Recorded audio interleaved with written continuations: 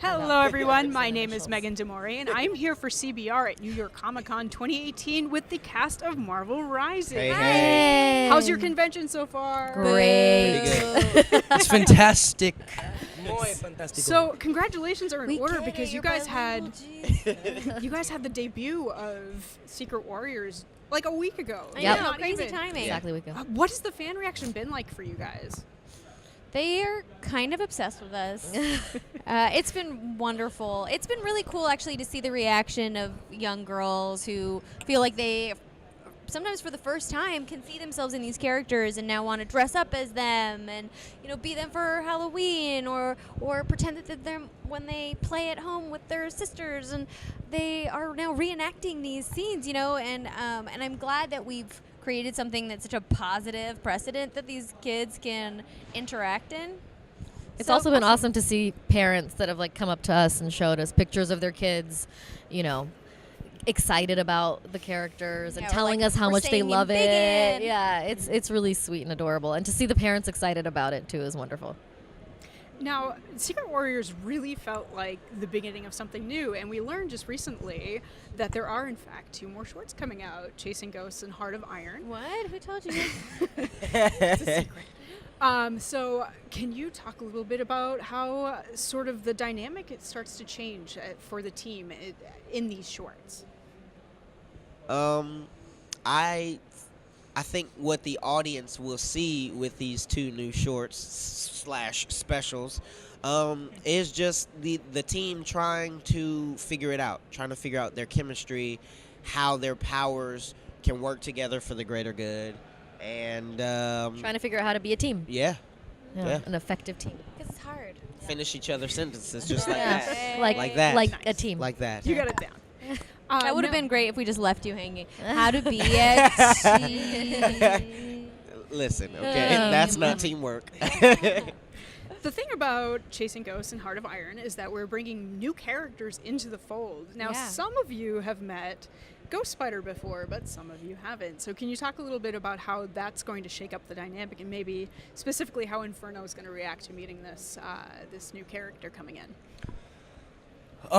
Inferno doesn't really trust anybody because he doesn't really trust himself because he's still trying to hone in on his powers. And these special shorts are kind of dive into the backstory of Inferno, and you kind of see why he is the way he is, why he's a little angsty. You know, he's troubled, but it's, you know, kind of for a reason. So, like he said, it's all about like learning the dynamic between the team, who does best at what job, and that's kind of how it is for Inferno. He's really trying to figure his position out in the team and whether or not he really wants to be there. But deep down inside, he knows he does, and it's just his instincts kind of steer him wrong sometimes. And we are getting a new character as well. I'm particularly excited that we're going to be seeing Ironheart. So can maybe some of you guys tease what we're going to see from her in relation to this team?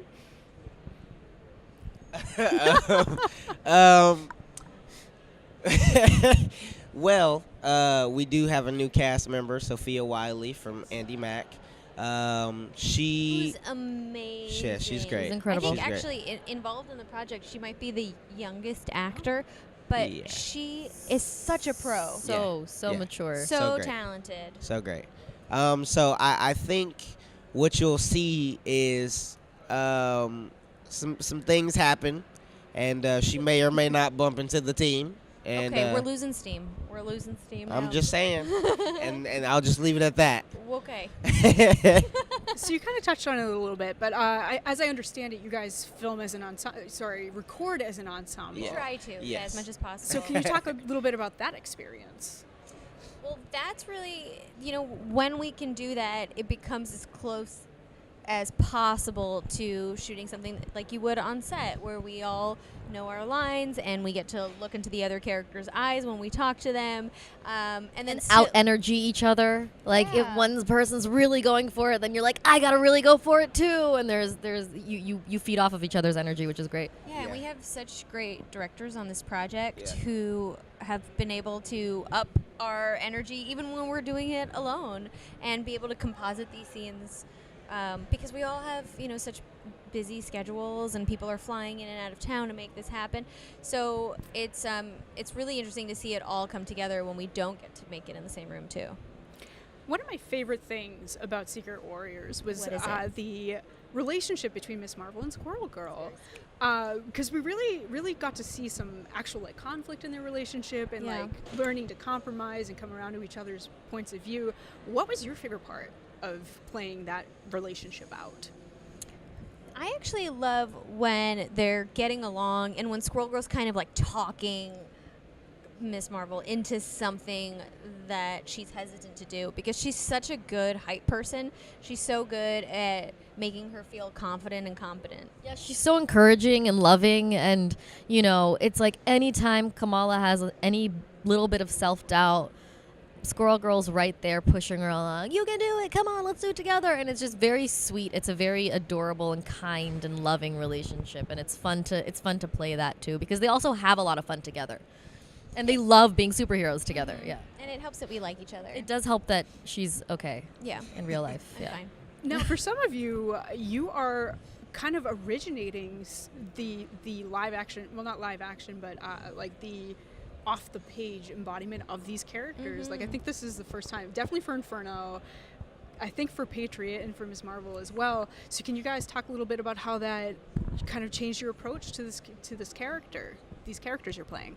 I think that's really cool. There's a lot of freedom in kind of being able to develop it. He's obviously on paper and he's got a personality that people know, but being able to kind of be the first voice is really exciting. And like I said, there's kind of a lot of freedom to go where you want. And what I like about Inferno is that he does have a backstory, and he is a lot deeper than just a surface angry teen, and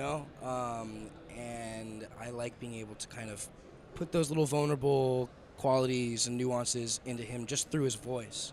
I think it's really cool. And for me, it's a little bit of pressure. Not gonna lie, just because You're doing a great job. Thank You you. are. Thank You're really you. good at The Way character. better than I thought. Well, thank you. But just stepping into this role, and when it was announced, seeing how many people came up to me and was like, "Yo, like, I love Patriot," like, and they start telling me about the backstory and the different versions of him. It made me, do the research that I did to kind of be able to do this character justice. Like Tyler said, the great thing is that nobody's done this before, so I can, put my own spin on it, but still make sure that overall it's a well-rounded performance. I think one of the biggest surprises for me coming out of this movie was the interesting dynamic between Squirrel Girl and Patriot. Stop, I'm blushing. Yeah. Can you maybe tease how that develops as we move forward? So cute. It's just, it remains consistently adorable. Yeah. That's pretty much it. It's just more of that. Do you guys have a favorite scene of that, that maybe even from Secret Warriors or anything that you've done so far for it? Anything where she uncomfortably touches him and he's like, there's lots of swooning. Okay.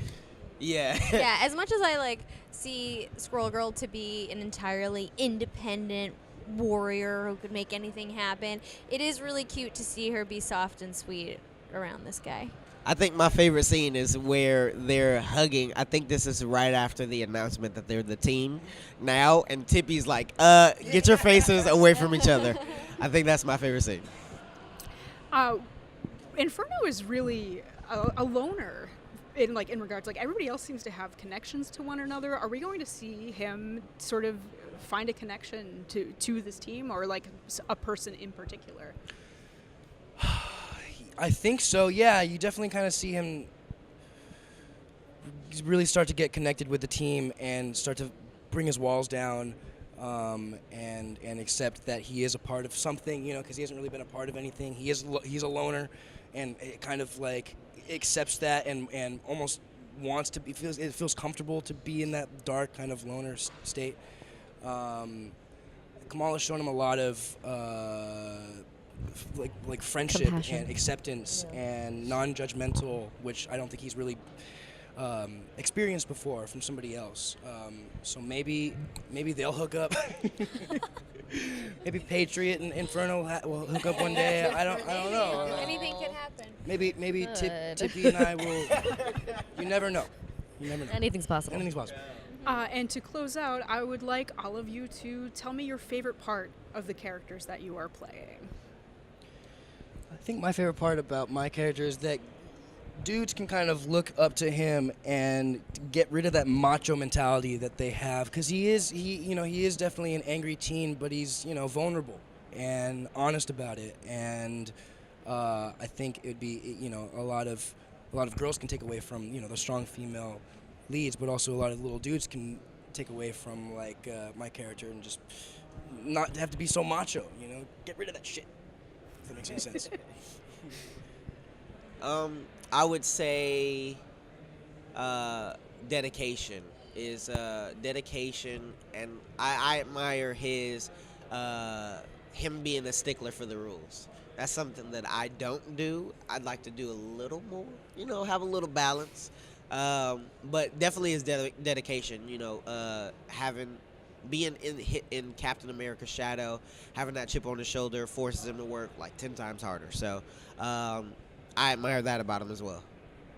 I think I admire Kamala's just pure joy at being a superhero, and she's such a big superhero fan that you can see her fangirling all the time, and I think that unbridled joy that she has for being around other superheroes that she's always looked up to is really like endearing and adorable. And of course she's just tries to see the good in people when other people aren't. So I do admire that. The thing I admire most about Doreen is her perspective of inherent optimism, because I could definitely gain a little bit of that in some doomful days. And I just love that she's funny and silly, unabashedly herself, and has this perspective of, if people can't handle who she is, then they're the ones that are going to have to change. She's not down to adapt to try to predict what someone else would like, and that's a really wonderful lesson to spread around too. All right, well, thank you very much. Thank you so much. Enjoy your con.